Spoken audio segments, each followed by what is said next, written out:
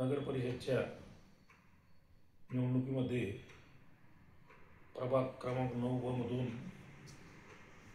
भारतीय जनता पार्टीचा मी अधिकृत उमेदवार असून पक्षाने मला त्या प्रभागामध्ये उमेदवारी दिली आहे। माझ्यासोबत प्रभाग 9 मधून 9 मध्ये कीर्ती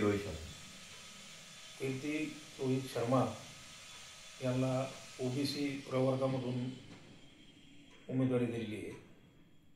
आम्ही दोन्ही उमेदवार प्रभाग 9 मधून भारतीय जनता पार्टी या पक्षातर्फे उभे आहेत। भोकरदन शहरातील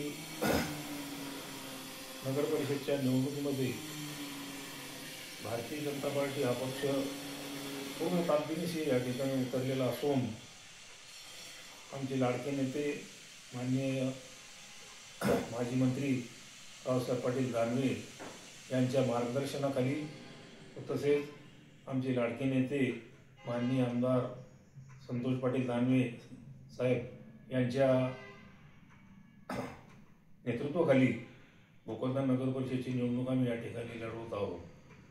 माझा भोकरदन शहरातील नगरपालिकेच्या बाबतीत जर विचार केला तर 1985 पासून ते आजपर्यंत या 9वी निवडणूक माझी नगर परिषदेची आहे।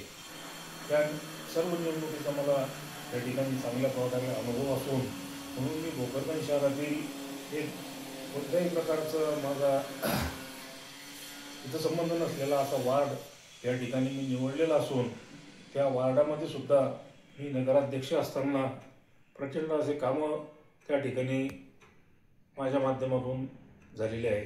पाईपलाईनचे काम असो, रस्त्याचे कामं असो व माडा रोडवरील मोठा पूल असो, असे मोठे मोठे कामं त्या काळात माझ्या माध्यमातून भोकरदन शहरासाठी व जनतेसाठी मी उपलब्ध करून दिलेले आहेत। येणाऱ्या काळामध्ये भोकरदन शहरासाठी आमचं नियोजन आहे की भोकरदन शहराला पाणी पुरवठा सुरळीत कसा होईल व साधारण 2-3 दिवसाआड पाणी पुरवठा कसा होईल, पाण्याच्या टाक्या कशा जास्तीत जास्त निर्माण होतील याचा जास्तीत जास्त विचार आम्ही या ठिकाणी करणार असून भोकरदन शहराला एक पाणी पुरवठा चांगला करण्याचा उद्देश आमचा या ठिकाणी आहे। तसेच भोकरदन शहरामध्ये रहदारी वाढलेली असून रस्त्यावर रोज या ठिकाणी वाहतुकीला अडथळा निर्माण होतो।